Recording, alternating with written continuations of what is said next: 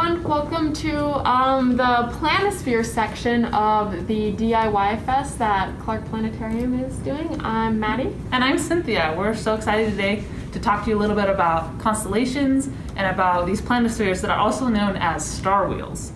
So the star wheels and or planispheres, I think we're just going to call them planispheres. Yeah, that's what they are, the planisphere. The planispheres help you find and locate different constellations and stars within the night sky. So there's a couple really cool constellations that are up right now in the summer. So when we think about the night sky, we need to remember it goes from east to west across the horizon. And one of the easiest ways to find all of these stars is looking at the zenith of the sky, which will mean going from the eastmost point to the westmost point and just going across there. And the star that we're going to see going across that zenith this month is Vegas, and that is in the Lyra constellation. And once you find that, you'll be able to piece together the summer triangle and see all the constellations associated with that, which are pretty cool constellations. Another fun fact about the summer triangle is that it's not actually a constellation technically. It's what's called an asterism. So since it's made up of all these different constellations, so it's Cygnus, it's Lyra, and it's Aquila are the three constellations that make up the summer triangle. They are part of their own constellations, so the summer triangle is called an asterism, denoting that it's not one of, there's 88 official constellations that the International Astronomical Union dictated. So it's just kind of one that's easy to find, but it's not official, if you will.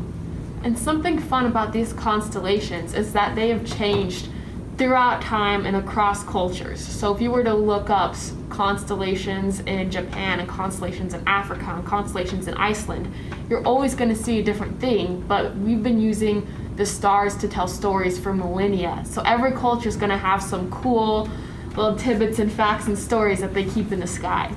Exactly. It's really fun. Yeah, and the cool thing about the summer triangle is that those three constellations used to all be birds. Yeah. So Cygnus is a swan, Aquila is an eagle, and Lyra is some unknown bird, right?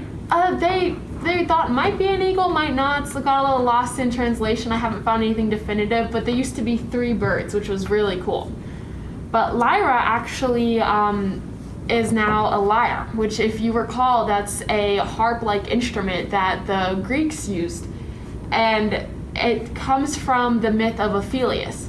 And Ophelius, if you can recall, the love of his life died, and he was a very prominent musician. And he borrowed a lyre from, I believe it was Hercules? Yeah, I think so. And he made a deal with Hades, the god of the underworld, that if he could play a song all the way up, he walked all the way down to hell, and he asked Hades, can I get my love back? I'll do anything. And he said, if you can play a song and not look back, you can have your love back. She'll follow you, but you can't look back. And he made it out of the underworld, and he was so excited, and he turned around, and it was too early, and he lost the love of his life. But that so is sad. Tragic in the classic Greek tradition.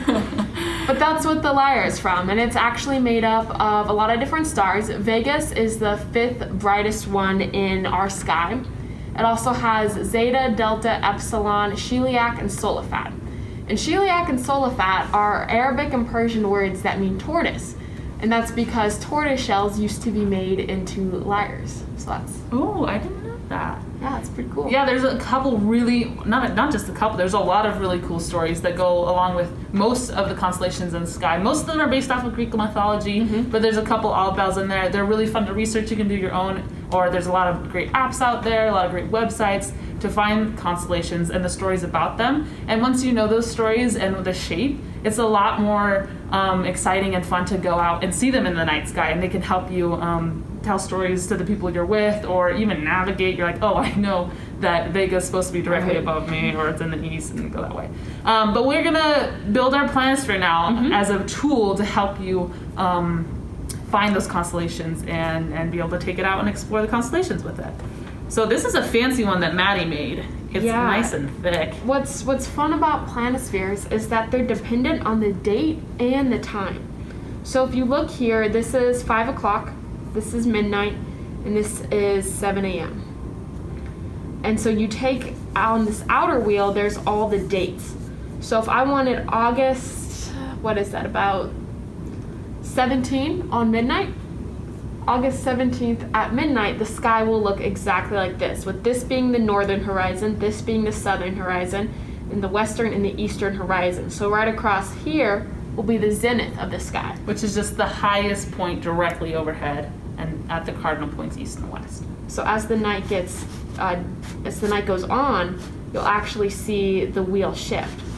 Or it'll go back, if you want to go see how it looks earlier, you can just throw it back earlier and be like, what will it look like at 10? And the answer is about that. So it's kind of a time machine, really. You can see what the sky's going to look like either in the future or in the past based you on... want to look up your birthday at midnight. There you go, yeah. Yeah, so it's really helpful to kind of like get yourself oriented. To use it, you just have to line up those cardinal points that you have on each of the sides of that little viewing window. So if you're looking north, you hold it so north is pointing down, and then you're going to just hold it right above your head because that's going to put it kind of on the same plane as the actual constellations. Yeah, you almost imagine this as a giant dome. Yeah. Because it is. The sky's a giant dome. Yeah, and come check out our dome theater to see it in person. You can also go outside. So to make your star wheel or your Planisphere, you're going to start with just 2 templates like this. This is going to be the holder, and this is going to be the actual wheel that has the constellations, the stars, and then your date and time just the date on this side of the wheel.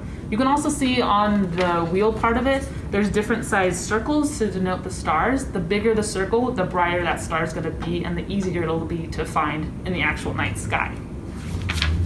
And we should have provided that for you. Just follow the links and you'll get it. But once you have it, go ahead and cut it out like those 2 pieces right there. And it's really important to make sure to cut this viewing window just right so it's going to fit your holder, fit your sphere. And we actually like to put our holders on manila folder or cardstock, anything that has a bit more weight, just to reinforce it. Yeah, and if you do that, make sure you have a little gap to where you're just gonna fold it in half. So if you have your template like this, you're gonna fold this bottom point up to the middle of the viewing window like this. And they mark that line on it pretty clearly. Yeah, and you'll just want to keep that gap just so it's easier to fold and your layers don't get all funky.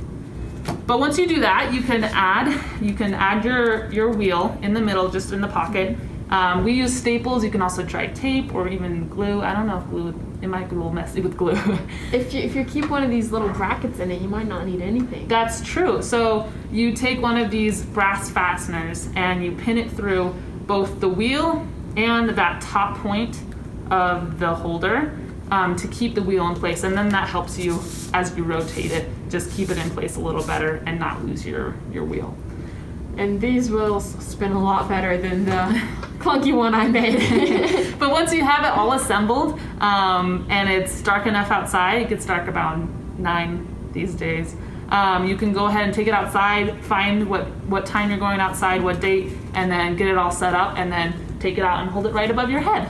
And I hope you enjoy finding constellations. You can always come into the planetarium if you have questions about stars, about constellations, or check us out on our social media pages. We're happy to answer questions there as well. Yeah, thank you guys all for tuning in.